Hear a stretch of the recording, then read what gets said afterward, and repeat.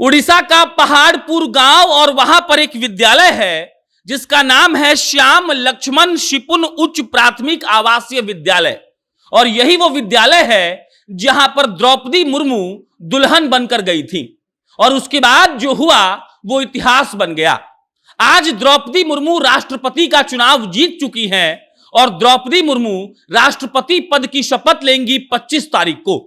लेकिन हमने सोचा कि उसी द्रौपदी मुर्मू जी की कहानी आपको बताई जाए, जिस द्रौपदी मुर्मू जी ने महज 4 सालों के भीतर अपने 2 बेटों को खो दिया, पति को खो दिया और उसके बाद भी ऐसी दृढ़ इच्छा शक्ति थी कि मैदान में डटी रही।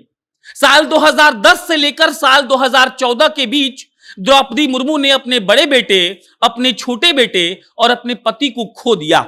लेकिन सोचिए कि द्रौपदी मुर्मू की दृढ़ इच्छा शक्ति कितनी प्रबल रही होगी कि फिर भी उन्होंने अपने आप को संभाल लिया। कहा जाता है कि बड़े बेटे का जब मौत हुआ था तो वो काफी रहस्यमयी था।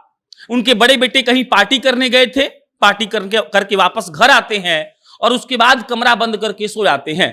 सुबह जब उनको उठाया जाता है तो वो उठते नहीं है और उसके बाद जब कमरे का दरवाजा तोड़ा जाता है तब देखा जाता है कि वो मृत अवस्था में लेटे हुए हैं। उसके बाद उनके छोटे बेटे का एक्सीडेंट हो गया। यह कहानी बहुत प्रचलित है कि द्रौपदी मुर्मू के जब बड़े बेटे का निधन हुआ था तब वो 6 महीने डिप्रेशन में चली गई थी। उन्हें समझ नहीं आ रहा था कि वो क्या करे। वो ब्रह्म कुमारी एक संस्था है, वहां पर जाती थी, अध्यात्म को उन्होंने अपना लिया, वो ध्यान लगाती थी और वहां के एक मेंबर कहती हैं कि द्रौपदी मुर्मू का रूटीन इतना तगड़ा था कि भले हम लोग 5 मिनट लेट हो जाएं लेकिन द्रौपदी मुर्मू कभी 5 मिनट लेट नहीं होती थी। आप सोचिए कि एक महिला जिसने 4 साल में अपने परिवार के 3 सदस्य को खो दिया, जिस घर में वो दुल्हन बनकर गई थी उसी घर में वो तीनों सदस्य मृत हो गए, लेकिन उस औरत ने हार नहीं मानी। द्रौपदी मुर्मू ने अपने ससुराल वाले जमीन पर एक विद्यालय का निर्माण इसीलिए करवाया क्योंकि वो चाहती थी कि ये जमीन कभी सूना ना रहे। और उसके बाद आज वहां बच्चे और बच्चियां जब पढ़ते हैं तो वाकई में द्रौपदी मुर्मू को कितनी दुआएं देते होंगे, जी आप सोच लीजिए। उनके जब पहले बेटे का निधन हो गया तो द्रौपदी मुर्मू किसी से बात नहीं करती थी, लेकिन जब उनके छोटे बेटे का निधन हुआ तो द्रौपदी मुर्मू के अंदर इतनी ताकत बची हुई थी कि उन्होंने अपने भाभी को फोन करके कहा कि घर आना तो रोना मत, यहां पर एक ऐसे मेहमान की तरह आना जैसे तुम सामान्य दिनों में आती हो। मतलब ये कि द्रौपदी मुर्मू ने इस बात को पचा लिया था कि उनका छोटा बेटा नहीं है। किस्सा यह है कि जब वो राज्यपाल बन गई तो उनका दरवाजा हमेशा खुला रहता था। उनसे जो भी मिलने आता था उसको ना नहीं कहा जाता था। द्रौपदी मुर्मू ने एक विधेयक को लौटा दिया था। आज के युग में जब कहा जाता है कि राज्यपाल जिस पार्टी के द्वारा बनाए जाते हैं उस पार्टी की तरफदारी करते हैं, जो वो पार्टी कहती है वही वो राज्यपाल करते हैं, लेकिन द्रौपदी मुर्मू ने उस SC ST विधेयक को बिल्कुल नकार दिया और कहा कि इससे भला नहीं होगा और सरकार को इस पर दोबारा सोचना चाहिए। आज द्रौपदी मुर्मू के उस विद्यालय में लिखा हुआ है कांग्रेचुलेशन, जहां द्रौपदी मुर्मू ने पढ़ाई की थी।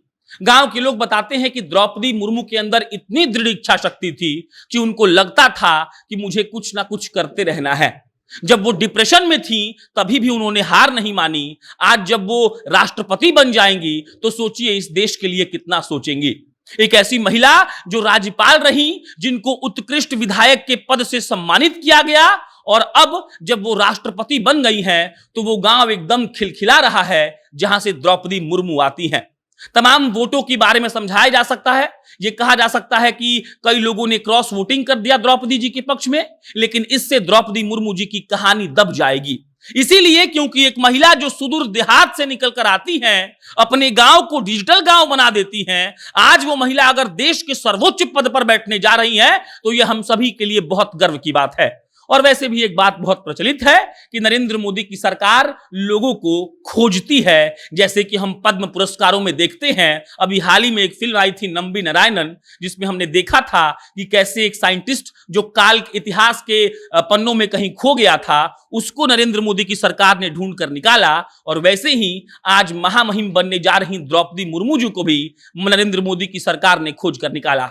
बहरहाल द्रौपदी मुर्मू जी की कई ऐसी कहानियां हैं जो आपको हम आज से 25 तारीख तक लगातार सुनाते रहेंगे, ताकि आपको भी मालूम चल सके कि एक व्यक्ति की कहानी कितनी शानदार हो सकती है, और वो व्यक्ति जो किसी सुदूर देहात से आता है और भारत जैसे देश के सर्वोच्च पद पर बैठ जाता है।